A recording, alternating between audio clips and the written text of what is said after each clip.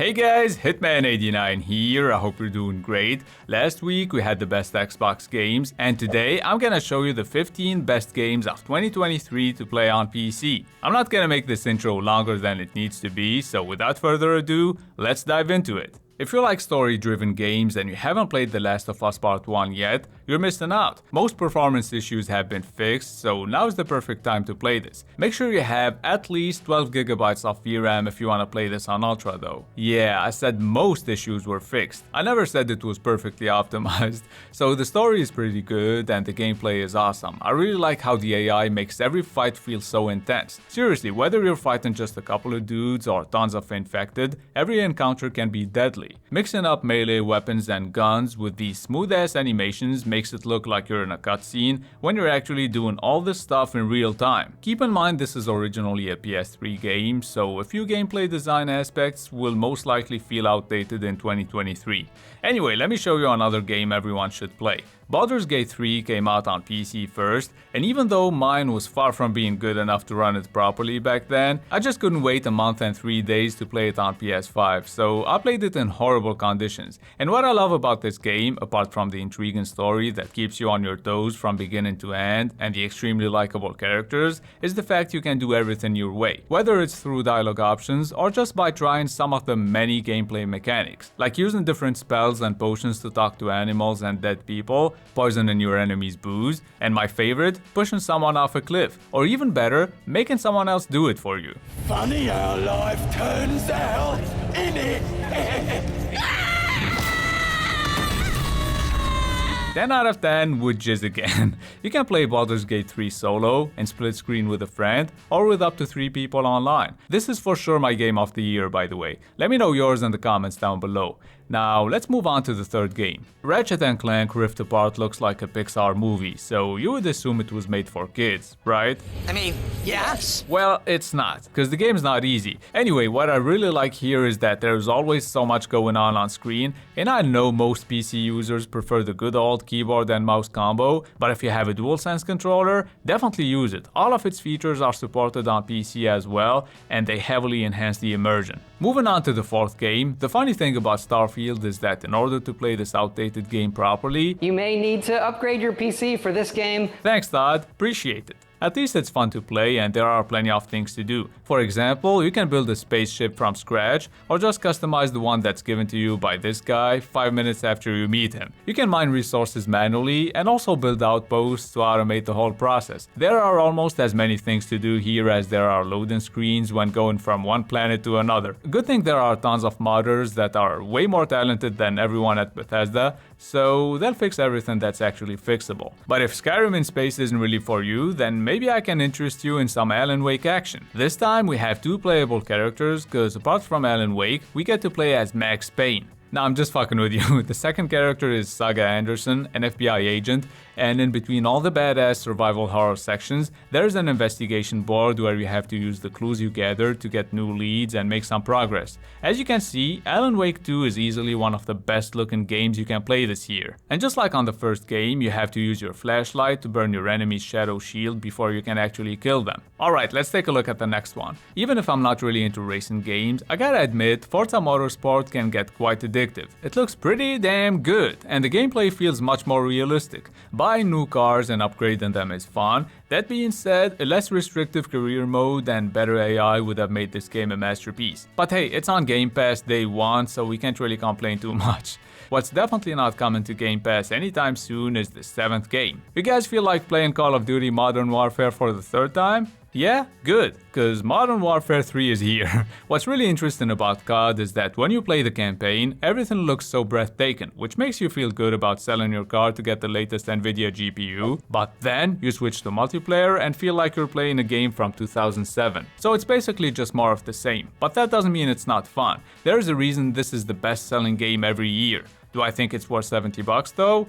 Hell no! The next game I want to show you is for those of you who hated all the RPG Assassin's Creed games and wanted something more like the first ones. Cause Assassin's Creed Mirage takes the series back to its roots by making you play as Basim in 9th century Baghdad. It's not an RPG anymore, so it's just decent assassination missions, an average story, and below average voice acting. I mean, even some dude from Michigan can tell most of these voice actors don't speak Arabic. If you happen to be a white guy from Michigan, then please subscribe. Also, if you're not white, you're not a guy, and you're not from Michigan, please subscribe. Anyway, the gameplay is decent, the AI sucks, as usual, but if you like the very first Assassin's Creed games, then you'll most likely enjoy Mirage. By the way, I wanted to put the Dead Space remake on this list because it's excellent, but sadly, the stuttering issues were never fixed on PC, so let me show you another remake instead. I beat Resident Evil 4 on PS2 back in the day, even though I was a pussy-ass bitch who couldn't play horror games alone.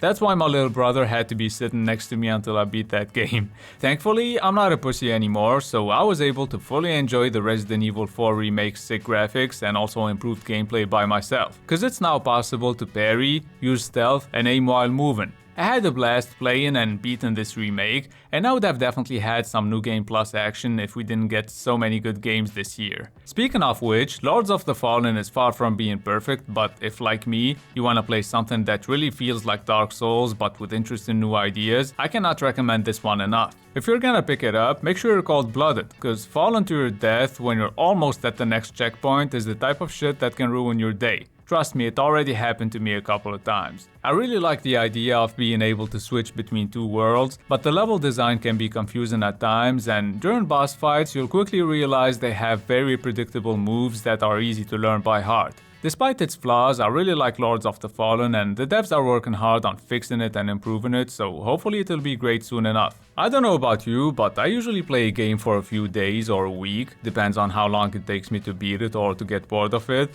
and then I move on to the next one. But I've been playing Wartales on and off since May, and I think it's criminally underrated. It's basically a mix of multiple genres: strategy, survival, and RPG. And honestly, the result is dope. The crafting system is really good, all professions are done through minigames, there's a lot of resource management because you have to pay and feed your mercenaries, and this is a sandbox game, so at the end of the day, you can have a band of thieves, criminals, or heroes, it's up to you. Personally, I made a band of cannibal criminals. We kill everyone, steal their shit, and literally eat their corpses. And sometimes you go into the woods, fight bears, and capture one of them to use it as a tank. Too bad they need a lot of food. The good thing about Wartales is that it's not demanding at all, so even if you have an older PC, you can play it just fine. If you ever try it out, let me know what you think of it.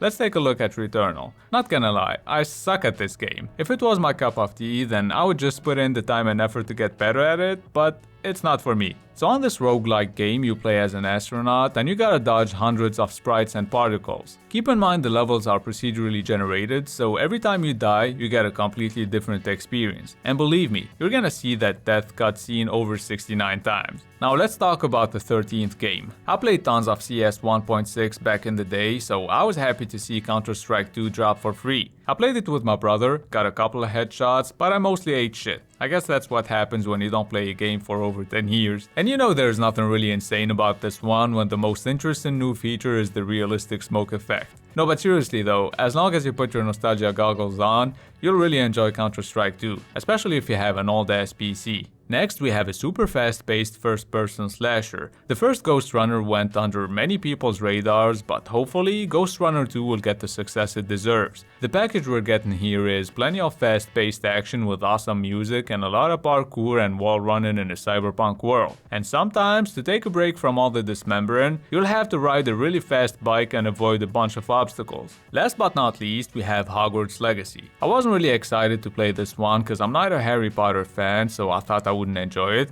And you know what? I was right. Yeah, it's not for me, but it's a good open world action adventure game that tries to be an RPG, and trust me, it's not. But if you're into Harry Potter, then you'll probably love it. Before I let you guys go, if for some reason you didn't like a single game on this list, then maybe the honorable mentions can help. Avatar: Frontiers of Pandora could be one of the best open world games of 2023, or one of the worst ones, since it's made by Ubisoft, so we'll find out soon enough. Total War Pharaoh isn't amazing, that's why it didn't make the list, but if you're a huge Total War fan, you probably want to pick this one up when it's on sale and play it until they finally make another big one. Last but not least, Party Animals isn't just for streamers, it's fun online and even more hilarious in split screen, so try it out. And that's gonna be it for the best 2023 games to play on PC. I hope this video helped you find at least a couple of good games to keep you busy until the end of the year. If that's the case, a thumbs up and a subscription would be heavily appreciated. It's been Hitman89, see you guys very soon. For the pay stub or you'll pay up. Don't make love to the game, bruh. Fuck the game up. Change up, rearrange stuff to your greatness. Same us for the way up. Play the game, bruh.